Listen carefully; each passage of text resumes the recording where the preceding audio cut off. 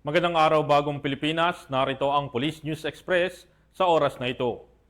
Sa gitna ng pagbuhos ng malakas na ulan dulot ng habagat, agad na rumisponde ang Northern Police District upang tulungan ang mga stranded na commuters sa iba't ibang bahagi ng kanilang nasasakupan. Narito ang detalye ng report mula kay Patrolwoman Glazel Ann Esperanza.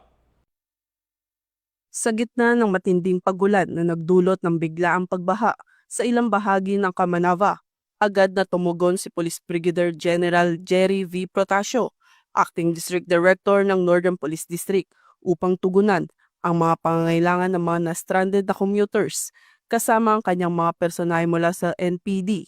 Personal na inasikaso ni Police Brigadier General Protasio ang pagbibigay tulong sa mga apektadong pasahero sa kabila ng masamang panahon. Hindi nag-atubiling magsagawa ng rescue ang mga kapulisan upang matiyak ang kaayusan at kaligtasan sa mga pangunahing lansangan. Pinaalalahanan din ng Northern Police District ang publiko na maging mapagmatsyag, laging handa at makiisa sa mga abiso ng otoridad upang maiwasan ang disgrasya at iba pang panganib sa panahon ng matinding lagay ng panahon. Sa pamamagitan ng agarang aksyon, muling pinatunayan ng pamunuan ng Northern Police District ang kahandaan at dedikasyon ng kapulisan sa pagtugon sa mga hamon ng kalikasan at pangangailangan ng ating mga komunidad.